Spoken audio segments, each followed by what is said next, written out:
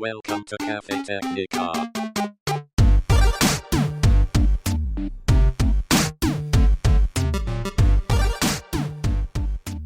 Hey guys, this is Tom Roberto, your technology shaman. You're listening to Cafe Technica. I have with me two very special people from my past that I've worked with for quite a bit of time. Jay Friedman and Drew Groelinger, please introduce yourselves. Hey guys, nice to be here, Tom. Thanks for having us. I'm Jason Friedman, and I worked with Tom for a number of years. Wow, I mean, it was like a long time ago now, right? It's like 10 years, maybe a little more. Yeah, and about that. And my lifetime best friend and business partner Drew Groelinger, who you'll meet in just a second. Hello. We had an awesome company that Tom worked for a long time, and we exited that, and now we have another business called CX Formula. We work with high impact, high growth entrepreneurs that are looking to scale their businesses. Very cool. The company that we were together at Creative Realities, it was really a wild place because we were kind of doing like digital marketing when it was still Wild West days, and there weren't like off the shelf products to do it, and like it was a really, really interesting company to be a part of, especially early in my career. And you guys really, really had a way of putting people together, and the way the business was, I don't think anybody could ever experience what we had, back then. It was a special group. It was definitely a special group, and it's funny, like I laugh now when I look at just some of the products that are out there available now, and just how simple our jobs could have been if that stuff existed 20 years ago. If we had only figured out how to create AI back then, Drew, it would have been crazy. We'd have been out. Yeah, it would have been amazing. No, kidding. Yeah. ChatGPT, please engineer this audio system. Yeah. How many flex capacitors do we need to? Exactly. It would have figured everything out for us. It would have been awesome. You guys have interesting backgrounds too. Like before that, like you guys came from kind of entertainment backgrounds, right? So like I feel like Drew, like I remember like, you were involved in like roller coaster build out and things like that. Like, tell us more about that. Yeah, sure. Yeah, I mean, both of us, Jason and I, both come from that theatrical performance-based background. In fact, we did community theater and high school theater together as we were growing up. And then, I went out, I got a degree in technical theater and went and built theme parks and museums and casinos in Vegas and all, pretty much any country you can think of. I put some sort of amusement park or whatever in, and then landed in Los Angeles building, just doing theme park entertainment stuff. And Jason had started Creative Realities, and that's actually, we got the two businesses together, and then ultimately he sucked me over to the dark side. Yeah, and I started as a birthday clown. I used to go to children's parties as a clown. Now, no, but in all seriousness, it was that theater. It's like there's an interesting dynamic in theater, right? You learn kind of like that Mr. Miyagi way, right? Like you just kind of like learn like stand the floor, wax on, wax off, and all of a sudden, like you have all these skills that come together because it's like a lot of left brain and right brain kind of synergies. It's the troop mentality of everyone knows their roles, but they come together as one to execute and respects each other and plays off of each other. And so I think a lot of that's what helped build the culture of the company that we created, just kind of bringing that together in that way, and how we think about executing on projects and programs. And like, the other interesting thing about theater is like that you're always aware of the audience. Everything's designed for the perspective and the point of view of the audience, like sight lines and costumes and angles and sets and lights and props and all the things. It's always with that audience in mind. And in the business world, it's seldom with the customer at the forefront. Not everything's designed for the customer. And so when we kind of built that company together, all of us, it really was with a real hard focus of understanding the customer, but then also thinking about our internal customers, our employees, and what is their experience like, and how do we make it great for them so that they can make it great for the customers. So it was all the things that we teach and we practice, but we were doing it real time while we were also teaching it. And I think it really was a special place, part because of all the people that were there, but part because of the systems and the processes and the whole ethos that we had there. The culture was special.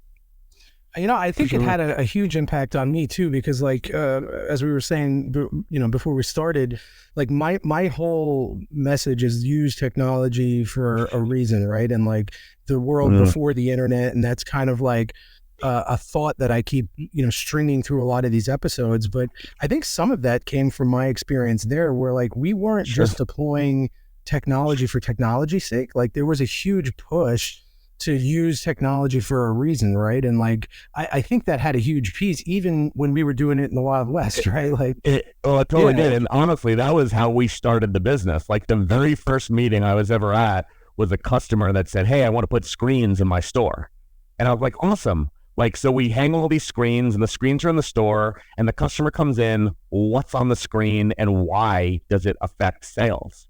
And they're like, I don't know. I'm like, well, then I don't want to put screens in your store. And that was what got them to want to work with us. We weren't pushing more screens to raise the bill. We wanted it to be effective. And it was like, it was not as smart as it sounds at the time. Like I didn't understand what I was doing from like the strategy perspective. What I was literally trying to do is figure out like literally how many would we put up? Where would we put them? Why would they be in those spots? So that we could figure out how many we really needed. What they got out of it was, oh shit, should we even have screens? And then I realized that after that conversation, I was like, oh wow, that was actually a more profound question that I had actually asked. Like, and it was, and if you don't have that intent and you don't understand like what the end result is, how are you going to measure what success is?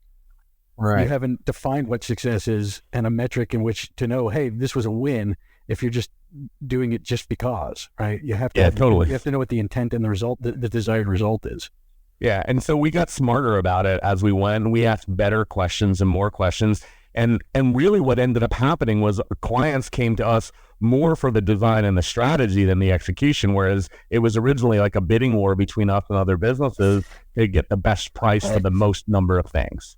And then it became come to us to figure out the best way to get the best result. And that's when our business really transformed and shifted. And, and I think that's part of how we run our lives now. Like we ask better questions to people. And the questions, even when we're coaching entrepreneurs and growing their businesses, the things that we do today, it's about the right questions that you're asking that help them unlock and have these breakthroughs and get the better results. Yeah. I mean, like, so let me ask you this question. So like back then, I think obviously like broadband internet and everything played a huge part in that because that's how we were able to install connected systems and things. Was there any technology then that you think was like so transformative that attributed to some of the success that we had back then? Like, is there a piece of tech or like, social media, I remember was kind of just booming then. Like, was there one thing that you thought was like, this was kind of the thing we hinged on? I mean, there's probably a few different things that evolved because things were rapidly evolved. Like, the speed of technology, it gets faster and faster, right? Moore's law, as it were. But the reality was like the first thing, it wasn't even broadband yet. It really started out as DSL lines, right? Like digital subscriber lines and stores where you can get a little more bandwidth than a phone line and a modem to be able to start to do things like that. HughesNet. Honestly, before that, we had all sorts of like satellite, whatever. But even before that, we were shipping VHS tapes to stores. I remember that. Yeah. So the key of, and then we upgraded like the VCRs and to DVDs, and then DVDs became like computers with players on them and so on and so forth. And it's funny, like all I'm saying is that over time, like the technologies, they were like the more manual from like the VHS to the DVD, and then we had like these big bad rack-mounted computers that got down to these tiny little things that you could like put a piece of tape on the back of a TV, and then they were embedded in the TVs, right? So like as the technology got more advanced and smaller and faster and more capable, like the whole landscape of what we were doing changed. But like we were saying in the very beginning, when we started out, we had to find very solid state technologies that we could put together in a unique way to create the desired result. So it took a lot more money, engineering, custom coding and programming and things in the beginning. And again, the creativity, right? The use case. So like we could be super creative. Like I feel like if you have parameters and you have a small box, you can be even more creative than if you could do anything. Right. right? So like we were It's like Prison lucky Break. in a way that we had a lot of problems to solve, right? Because it gave us an opportunity to really shine in our creativity. And I think that was one of the differentiators between our business and some of the other companies out there, is that we were able to be super creative, super flexible, super nimble, and being able to find solutions to this problem. But I think also understanding what their real challenge was and what they really wanted to solve, and helping them decide that, was another key to our success. Right. But the technology itself really wasn't the thing. Like, it's like we were able to do the same thing when there was no broadband or digital subscriber lines. Then we were able to do it a little faster and cheaper when they became that. And then we were able to do it even more, pervasively and faster and cheaper when it became broadband or, whatever. So like, I don't think it was the technology itself that made some of those things better. I think it was the thinking and the ideas and the use cases that we were building. And it all was like what Drew was saying earlier. It's like we understood what success looked like, and then we figured out what is the best route that's going to get us to that place by delighting their customers, making their employees' lives better. Like, how do we make it better for people? Right. And then when we were able to do that, the ways that we did it, we were able to get simpler, faster, cheaper, easier, and less human intervention on certain things. If we could automate it, we could automate it. And then we got smarter about it. And that's why the joke at the beginning was like if we could start all over today, we'd only need one employee, right? Because like we had so many people because we had to do so many things, right? I mean, think about the amount of money we had to spend in shipping because of all the heavy equipment that we put in. That could be done with like nothing today. You don't need it today. I know. No, that's true. So, it's just interesting as you think about it all. Yeah, I mean, the Greeks told the story and they didn't have anything, right? And they did it 2,000 years ago. Well, I was actually talking to Jeff Wald in another episode, who was one of the founders of Work Market, and like we were talking a little bit about automation and things that he did for like the workforce platforms, and I brought up AI, and I was like, well, where do you see AI fitting into that? And he had a pretty good kind of thought process on like similar to what you're saying, Jay, like you have to know what you're going to use it for first, right? Before you can say like, this is a transformative technology and it's going to kill jobs. It's like, it probably won't kill jobs. It'll augment jobs and people will learn how to fit it into their workflow. But you have to have a reason to use it first before you just start throwing it at things. Like, where do you guys see that? Because like right now, everybody's talking about Gen AI. I went to Google this week. They were pushing it hard, obviously, and all their stuff. Like, how do you think that might impact people? Like, you're recommending things today. I'm sure AI comes up already. Like, I'm sure people ask. Yeah, I mean, we use it a lot. I mean, Drew uses it more than I use it. I use it a lot. He's deep into it because we're finding ways to have it. Like, we think of it as like, amplified intelligence, right? We think about it as like, how do we get things done easier, faster? And we use it for creativity and for idea generation, whatever. I don't want to like argue this point, but I do think it's going to kill jobs, right? But it's not going to get rid of people, right? Like it's a different thing, right? Like, people are going to elevate. Like, this has happened multiple times if you look at the history of the world, right? Yeah. The printing press, right? Like, the printing press got rid of all the calligraphists, right? Like, I mean, and then there was those were specialists. So it will replace jobs. It will create other types of jobs, right? There's just, you need people who can master it and can control it and know how to leverage it. So I mean, but it will certainly replace certain things that are automated tasks that free up people to be able to do more creative things. Yeah, I like amplified intelligence. Like, that makes sense, right? Like, it's a different thing. I think it's the lens you put on it, which is true of everything, right? In life, right? It's the lens that you choose to look at it through. But it's an opportunity, right? So like, I was at a mastermind meeting last week in Durango, Colorado, right? And this is a bunch of internet marketers that are really doing amazing things in the world. We all come together, we brainstorm and, do all the things that you'd expect a bunch of crazy entrepreneurs to do together. There's a little crazy rowdiness, of course. But we were all talking about like, what are the different ways that you guys utilize AI in your business? And it's really fascinating. Like, everyone was using it differently. And like, just the sharing of that, like, and Drew and I, like, I got back and we've been crazy busy, so we haven't even had to download some of it, but there's some really neat stuff. We were using it in a way that most people were blown away by. And I was like that was just like obvious, right? But like when we do interviews like this and we spend time together, we actually use an AI engine to help us, create clips of content that we can use on social media to put ideas out there and to help build, promotions to your show, promotions to the ideas that we're sharing, find like impactful quotes that we can put out there. And it does it all for us in a way. We still have some people operating it, to Drew's point, right? Well, it helps us get there faster. Like it would have we wouldn't be doing it if we didn't have that, because we couldn't afford to put the multiple people on the team to go watch it all and listen to it and analyze it and slice it and dice it and whatever. Somebody else created this AI engine using ChatGPT as the brain, but they created an API connection to it or whatever.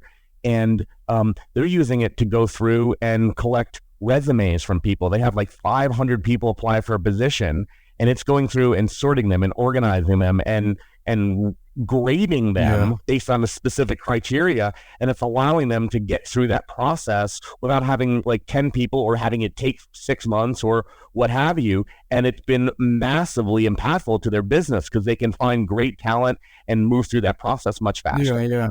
Right. And there's countless other ways. So like, I just think for our business, like even if I'm going to go out there and I'm going to start with a blank page to write something, I can have it help me just like be a muse, and I can have a conversation with it about trying to get some ideas together, and then I can go and write it. And, it's like, it saves so much time, right? Just going from a blank page to a starting point of ideas, it saves me hours, right? Yeah. You talk about at the beginning of the call, even before the call, we were talking about the work from home scenario, right? And the lack of presence of other people. And sometimes AI can actually help replace some of that, because you can have that dialogue with ChatGPT or Gemini or Blaze or whatever tool you're using just to brainstorm and get your ideas going, because you are in your island of one sometimes, and you don't have access to all the people in front of you in the same way that you do in a present workforce. And so it as much as it can be a threat to some people who just, there's always those fear mongers and the people that, the ones that it's a threat to, it's not a threat because of the technology, it's because of their mindset. That's right. Yeah. No, I agree with you. And it's like, I've actually used it a lot to like you're saying, like a jumping point, right? Like it'll get you to step 3 and 4 much faster than it used to be, because you don't have to set the foundation anymore. How do you guys use that like in your personal lives? Like, is there stuff that you're offloading to these different platforms and like kind of using not work related? Well, I like words of affirmation. I don't get it from my relationship. So I ask it, what nice things can you say to me today? I'm just kidding. No, in all seriousness, like, I use it to give me ideas of cool things I can do with my kids. I use it to give me, like I use it for ideas. I use it to help me solve things like that. You know what I mean? Yeah, I use it for RV trip planning. It can do an incredible job of finding all the things and destinations that you don't know about, and figuring out the planning and your stop distances and fuel opportunities and all that stuff. You can use AI to do all that. I use it sometimes. There's something I'm trying to fix at the house, or I'm trying to I'm playing with it, whatever. I'll ask, be like, hey, what are the steps I would need to do blah blah blah, and it'll do it, right? I mean, there's plenty of ways to use it in your own personal life. What kind of tricks, like, so I've had a lot of success with like trying to take all these complex topics, AI, and like the stuff that we used to do and the stuff that's now going on in stores with connectivity and stuff. Like, what are some of your tricks for simplifying that to customers, right? Because like that's the business you're sort of in, like getting them to understand like how you would use this, how you would change the customer experience in your stores. And like, you've got to kind of simplify some of those things. Like, how do you boil these really complex topics down so that they can understand them without over talking, like, without over teching them, right? True. Oh, okay. Well, I mean, to us, we don't really, like, the technology isn't the first thing that comes to mind for anything that we're going to do, right? The first thing that comes to mind is, what is the ultimate result, what is the ideal result that our customers are going to have? And we start thinking about we get really into the mindset of who that customer is, and we play that customer, and then we walk the journey of what that customer wants to experience to get to the result that they need, and then we identify along that path, here's where technology can make that piece easier, here's where a person can make this other piece necessary, right? And so we look at the journey, and then we figure out what the pieces are that are going to support that, and not figure out, hey, these are all really cool things, and how am I going to shove them into a journey that's really going to become a roadblock? Yeah. I mean, and I'll say this, like when we think about this, we think about it before the customer's a customer, right? So we start like if someone wants to lose 100 pounds, right? That's a lot of weight. They don't want to lose 20 pounds. Let's say they only need to lose 20 pounds. 100 pounds is not even harder, right? They get divorced. You know? Right. There you go. I'll tell you, it's a quick, easy way to lose. Yeah, we just want to do the conversation about relationships. Sounds like we're going there in this interview, right? But if you want to do that, like, okay, so they probably tried a lot of things before. They probably have all these like biases against what's going to work, what's not going to work, whatever. Then they come in and you try and pitch them on your program, your product, your supplement, your thing, whatever. And like they're skeptical. And then we get them to say yes, finally. Right. And then they come into the program. So we look at every one of those steps. Right. And then we start saying, okay, how can we remove as much friction from their momentum, from their progress of moving forward as humanly possible? Right. And so what we find a lot of times there's too much technology or steps or things that are in the way. We're having them do too many things. So we try and simplify, to your point. How do we remove stuff from the process that's superfluous, that's not necessary, that's that's getting in the way? And then if there's things that are harder, how can we use technology to help speed it along or make it faster or automate something that might have been too many manual steps, but we can have a quick calculation done or something done for them that makes it faster. So for example, in our journey, when we're working with clients, we're now using an AI tool to actually help them figure some of the things out that they get stuck on. It's a friction point for them. It's an important part. Right, so it's not like you put it into the AI engine and what it spits out is perfect. What you put in there gives you a canvas to start from, so you're not starting from a blank page, right? Sure. And so one of my buddies, his name is Will Hamilton. He owns a company called Fuzzy Yellow Balls. He teaches online tennis instruction. Okay, and so he's also a stand-up comedian, and he uses comedy structures from doing stand-up comedy in his copywriting. Right. And so he uses AI to help connect dots to things that are unexpected for people. So it helps them make funnier jokes. Right. And so he'll say, like, one of the constructs that he uses all the time is like, if this is true, what else is true? And he asks that to the AI engine. Right. So in our world, it's like, okay, like if the customer gets this result, that's awesome. What else becomes true for that person? Then what that does is that helps us. It's giving us other ideas and things from all over the planet that we can then morph and refine and use, and that gives us content. It gives us marketing fodder. We can start to talk to the benefits in a bigger way. We can start to paint a better picture of what their life might look like afterward. So when you go back to that 20-pound weight loss client, like, it's not that they lost the 20 pounds. It's that they can walk into their closet and they have options, whereas they used to feel like hell when they walked in their closet. It's like on Saturday night, they're calling their friends to go out instead of sitting on the couch saying, no, I don't feel like going out tonight, or I'm busy, secretly being like ashamed, right? So like their life, the result that they want is, holy crap, I got my life back. The 20 pounds is irrelevant, right? Well, like when you can't get there on your own, you can be using like technologies to help you think through some of that. And then it's like, wow, that's what I need to do. So along the journey that I'm taking this person through, I'm helping them start to have that, because it's a mindset thing that's changing for them, in addition to the physical, weight loss or what have you. And so whenever you can start to use a piece of technology or eliminate a piece of technology or eliminate a step or a thing in the process, the more likely you're going to have someone that's able to get to that end result. And so we spend all of our time on that, right? That's what our whole business is about. Yeah. Well, so that's actually like a good transition, right? Because so in identifying that stuff for not only customers, but like employees and things like that, like you're dealing with a generational divide, right? Like customers can be any age, employees a lot of times are disparaged from the people that are actually patrons.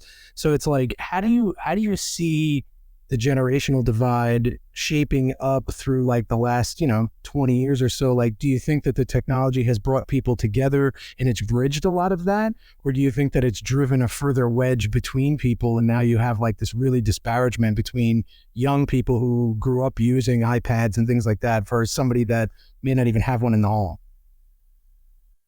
No, I think it's a combination. I think that people are people, and each generation has their own isms, right? This younger generation might have, shorter attention spans and different things and want things more digitally and like on demand and whatever.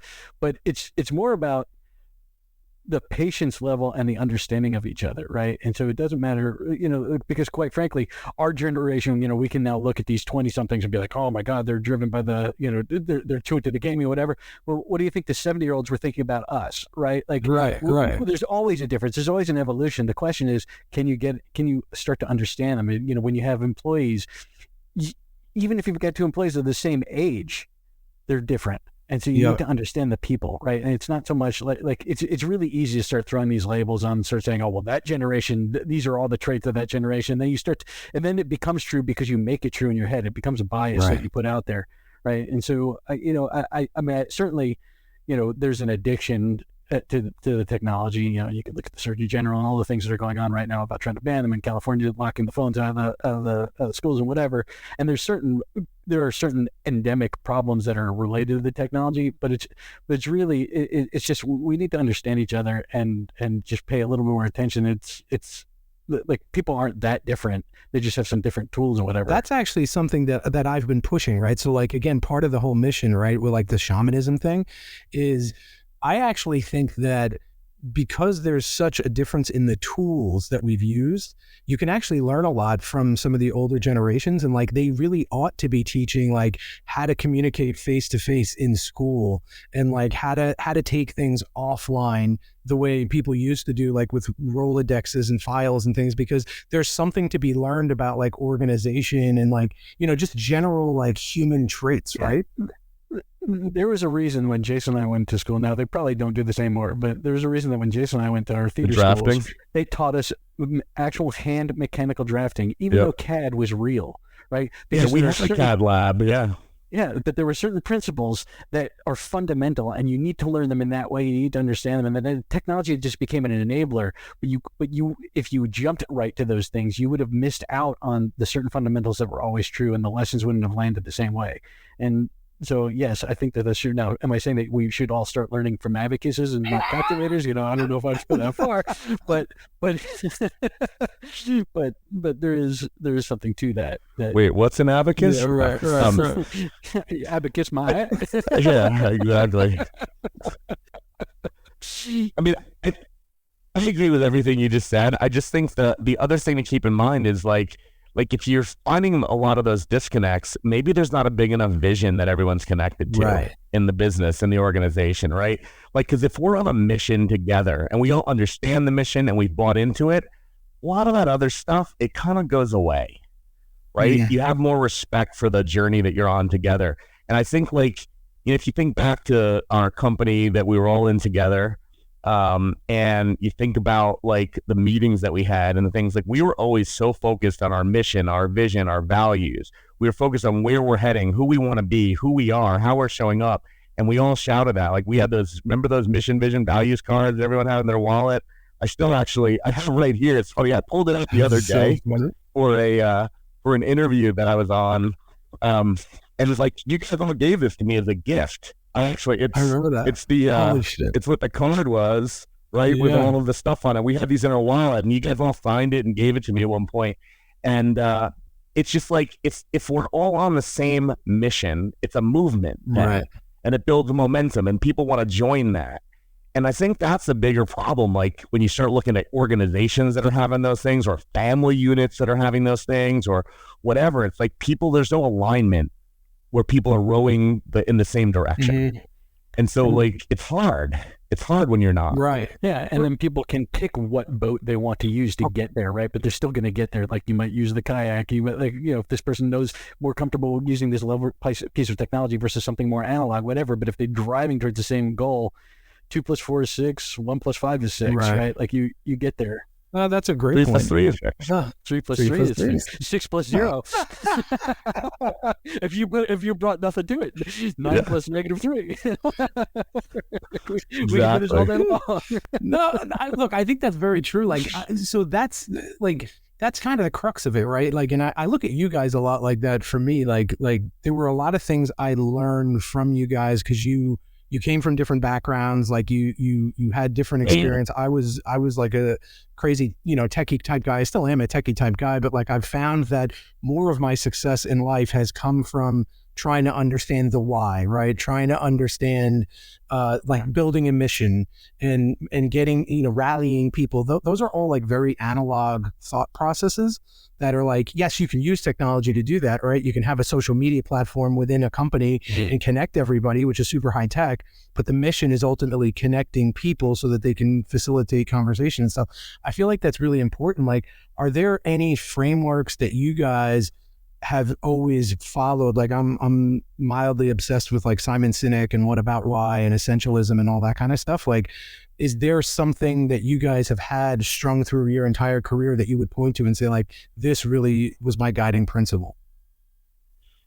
I mean, before Simon was talking about why, we were talking about why also, right? It's just a fundamental thing. It's like why makes how easy. It just does. It focuses you, it centers you.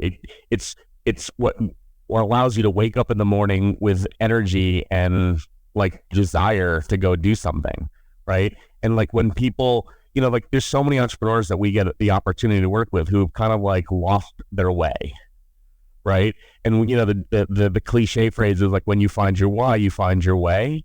And it's true. Like it's a cliche for a reason. And so like we end up going back to them with like, they're like, oh, my business is growing. Like, why do you want it to grow? Why is that important? You just keep going deeper and deeper on the why, and they finally get to where the block is, and it's always in the why stack of what that is, right? And like that's the reason you get out of bed. That's why you go to the mattresses and fight for what you want to accomplish. And so for all of us, I think it's important for us to do that as an organization. That's how you gain alignment. Like they don't know who they work for, then it's just a job, right? And like we didn't have a whole lot of people leaving our company, if you recall. Like we really didn't. We didn't have a lot of turnover, and we had some high turnover positions. We had a call center, we had like where people traditionally have lots of churn. We didn't, because people were aligned. And when we did have someone leave, it was someone that would like likely didn't fit in a way where they were moving someplace. Like it wasn't really because of some other issue. And I think it's because of that alignment. Now we were doing that for a variety of different reasons, right? And there's a lot of we're on the shoulders of other great people that taught us that, right? It's not like we figured this all out. Like you go to coaching and you go to conferences and you read books and you talk to other people and you network and you mastermind. And so it's little bits and pieces that we kind of took from lots of places and kind of put together in our own recipe that seems to work pretty well. And that's what we teach people today, right? It's that we kind of tweaked the recipe the way we understood it and replicated it. But when people don't have that clarity, like clarity equals energy, clarity gives momentum, clarity creates connection. And so like, I just think for all of our, like you have to know that why, and you have to have that mission, vision, values. As analog and the fundamental as it is, it's what the connective tissue. One of our clients, and Drew may remember the quote a little better than I do, but one of our clients that we work with, this guy Keith, he did this testimonial for us. And it was a beautiful, beautiful testimonial. A lot of words, maybe it would have been a little more succinct. We love the guy, right? But the essence of what he was saying is like the process he went through, he's like, this, when you put this in, it becomes the DNA of your organization, right? And I think that's the core thing, right? Like you have to have solid DNA connectivity throughout your organization first, and then you can figure out like where the technology pieces plug in and where this plugs in and where that plugs in. So like our model has always been, right, why? Like first why, then we worry about how. Set a much, much bigger vision than you could ever possibly imagine. Because it's not how you measure yourself. You don't measure your success as if I got to that vision, but it's that North Star that you head towards that keeps Right. you, it's your compass, it's your your GPS, so you know you're going in the right direction. And if you don't set a big enough one, like one of the biggest problems I see with like entrepreneurs, Drew and I work with a lot of them, and they don't have enough vision for their business. They have too much vision for the next month. Right. They think they're going to do all these amazing things in the next week, 2 weeks, 4 weeks, 6 weeks, 8 weeks. But when it comes to the end, and then at the end of the year, they didn't have big enough vision, and they weren't driving big enough, hard enough, what have you. They just didn't, and so, when, you don't have a destination, any road will get you there kind of thing, right? It's that, but you also have to have a big enough one that allows you to expand and allows people to be excited about it and to find their role and their place to help make that vision come to fruition. And I would say the other thing that we've learned over the years, and Drew, jump in here, please, but we brought people in to help co-create vision with us. So like our whole leadership team at the company, and everywhere else, it's like when people help build it and they add to it and they mold the clay with you, they feel a sense of ownership of that, and they want to help see it happen because it's theirs. And so I think we were initially, it was an accidental thing that we did, and then it became a very intentional thing that we did after we realized, holy crap, like people that got involved and helped mold the clay gave a whole lot more of a shit at the end of the day. They really wanted to make it happen. And so we brought as many people in that wanted to that we could, because it made a better pot, and they were more invested in, filling the pot. So I definitely think that was the case for operations. Like Drew, you were heavily involved in like operations, right? And like the project management, and like even then, like I didn't know as much about project management and stuff as I do today, because I've worked with a lot more of them and been involved in logistics for the last 10 years. How do you get an operations person to think like that? Like why works, it seems, doing sales processes and like marketing and things like that. And you can kind of connect because you're talking about, future growth, right? Like, I think it's really important in operations. And like, I've found that like, if the operations people think like that, now you're on a rocket ship. Like now everybody's bought in. Yeah, well, I think in operations, people think of it they think of it in this very like tactical blue collar kind of way. Right. And the right operational folks are not that, right? The people that enjoy operational success are ones that know that when I put the pieces together and I put this plan in place, I hit this incredible result. Right. And so the operations people are just putting those pieces together to get to that vision, that same exact vision that the salespeople are excited about, but the salespeople are excited about it because of their commissions. Right.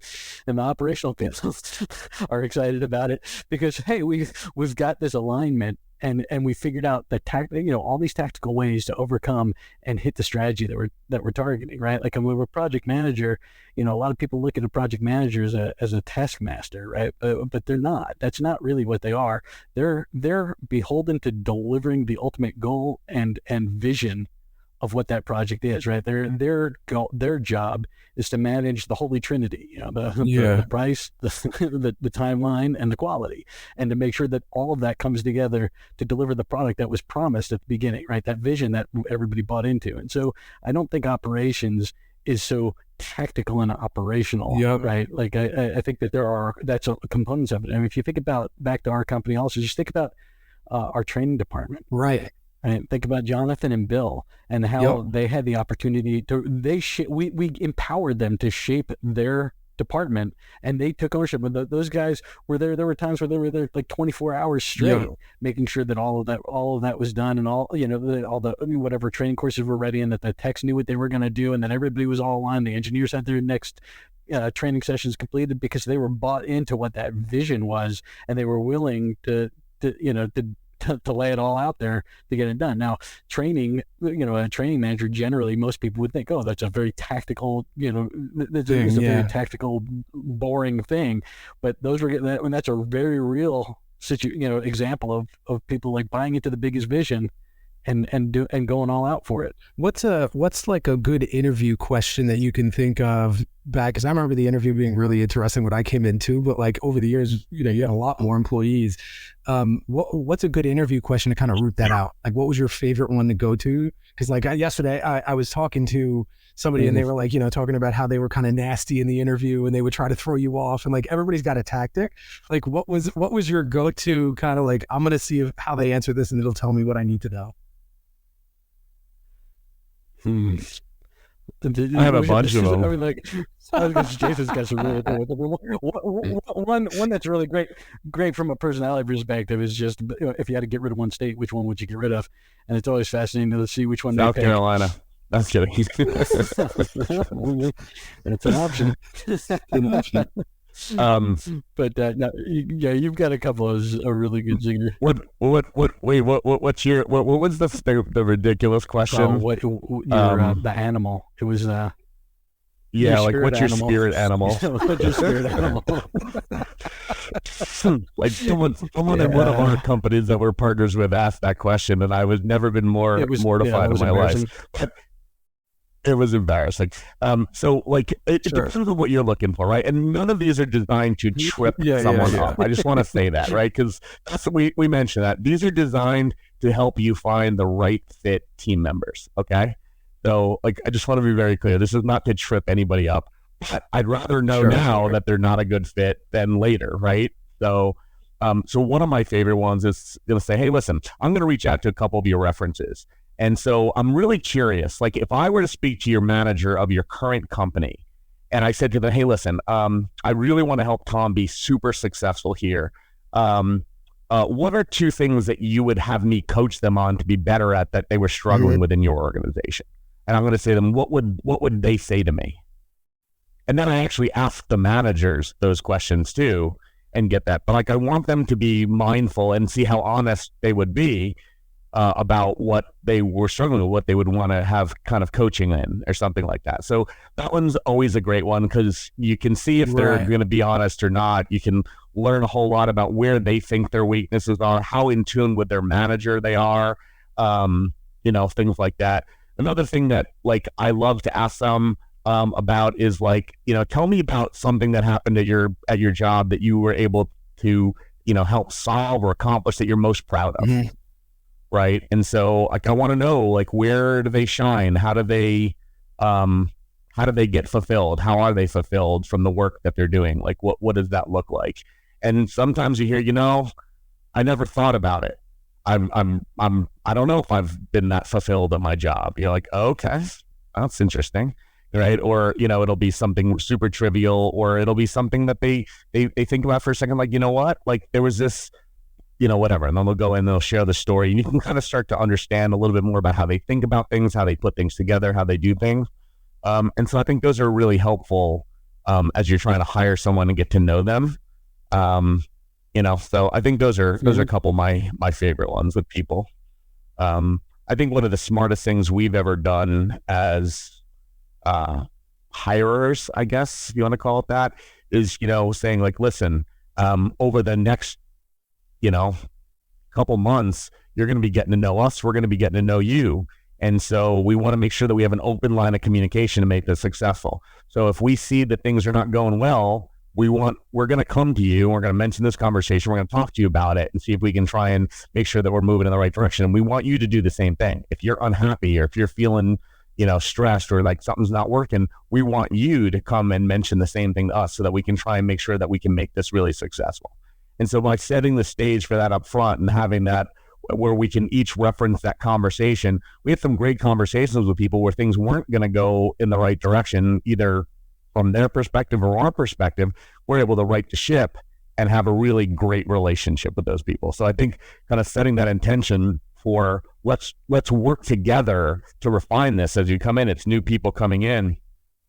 And then I don't know if you remember this or not, Tom, but like we spent a lot of time obsessing over what employee day one looked like. Like people would come in, they'd have a bottle of champagne with some glasses to go home and celebrate with their spouse. And like we wanted to make people, we had a big brother, big sister that would take somebody in and kind of show them the ropes, take them out to lunch, introduce them to people, make sure that they weren't like in a vacuum by themselves. Like we really were intentional about hiring the right people and making them feel welcome and helping them get onboarded to being part of the culture and part of the company as quickly as possible. I still have right now next to me the leather folder thing that you guys gave. Oh, look at that. Day one with a pad. I don't know if I still have the pad, but it had like the calculator in it and everything. Yes. Like, I still have that because it was one of those things where like you remember stuff like that. Like you really hang on to it. There's tokens that matter. Well, and we wanted people to immediately feel like, wow, this is a different place. And we wanted to be a different place, right? Not just like say it, we wanted to be it. And I mean, I'm sure you remember, like, we had a director of first impressions, not a receptionist, right? We had, we had a lot of things that we did that were culturally important, and they weren't just lip service. It was like how we thought about the things in the business to make it different. So I think the interviewing process, and the other thing that we would also do in an interview is like say in the beginning, say, listen, this is your interview to decide if we're a good fit also. So we'd like you to ask questions as well so that you can decide if it's a great fit. Yeah. And then we'd listen to what kind of questions they ask, right? The first question is, when do people typically get their first raise? Or when's my vacation? Do I get to carry over vacation days? Or like those are important questions, and we don't want anyone to not have answers to logistical questions. Right. But you're trying to decide if this is a good fit. Like, what's important? Like, what do you want to know?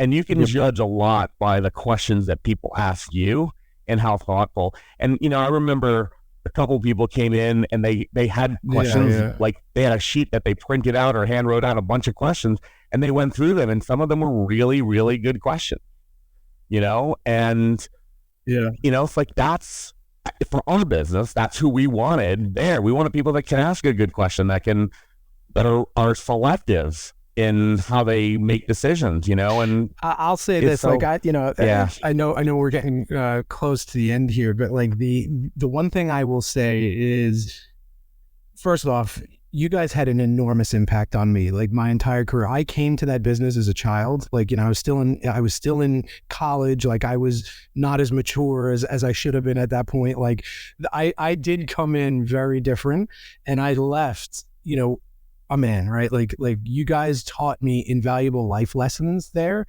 both in a funny way, in a way where like it was chaos, like, like all sorts of good life experiences. And like, I think in talking and keeping in touch with certain people that were there throughout the years, like I felt like everybody had that.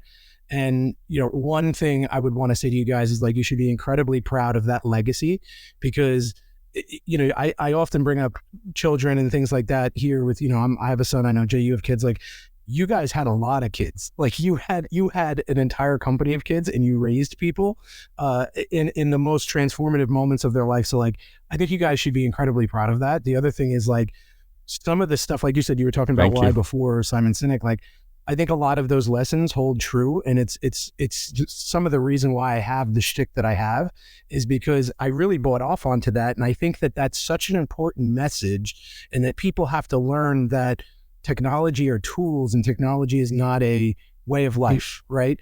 And that if you can connect the two, you can make it really powerful. So like you guys taught that, you're living that. And I think what you're doing today is really transformative, especially for entrepreneurs and things, when the entire world is focused on exit strategy and how can I build my business so that I can leave and things like that. Like I don't feel like that's the message that you're giving, right? Like obviously that's a component of it, but like I think that you're still on that path. And like I would love people to just learn a little bit more where they can find you, how they can get you guys involved, because it's a really transformative mentality.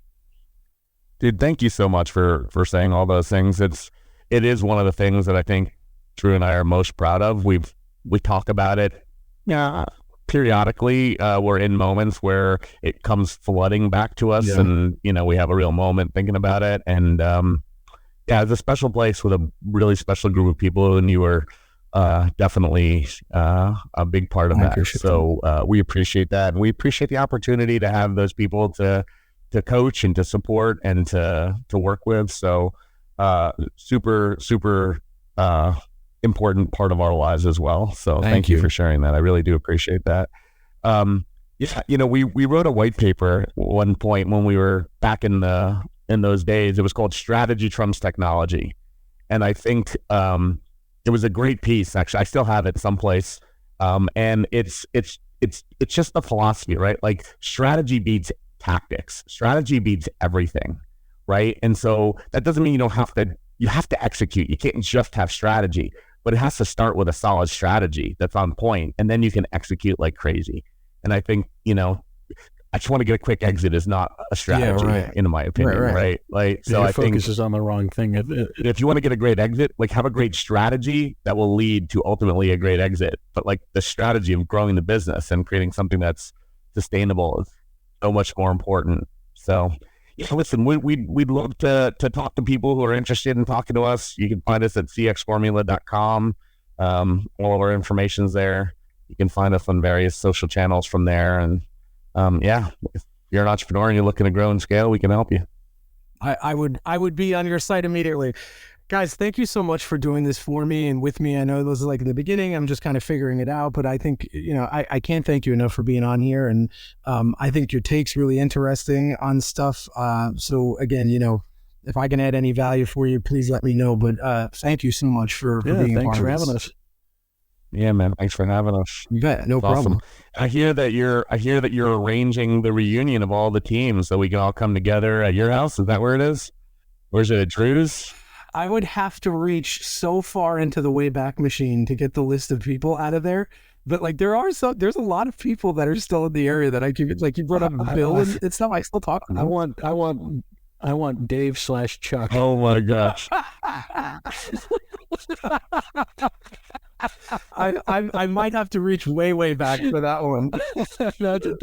That might be a tough nut to crack, but I can reach back. That's awesome. There's a lot of names on that list that I think if they were in the same room, it would be a wild conversation. I'm sure Drew would want to go through the list and prune it before, but I would want to trade it too for sure. Just kidding. Right. Well, listen, thank you guys, and I want to thank everybody for listening. This is a Cafe Technica. We tackle high tech strategy and high tech thought process for the CTO, for the engineer, to understand kind of what the world was like before the internet and how you can still be very successful by using analog mentality. Thank you for tuning in. We appreciate it. Please stay tuned. We're going to have a lot of cool guests on, and we appreciate you being a part of the clan. This is Cafe Technica.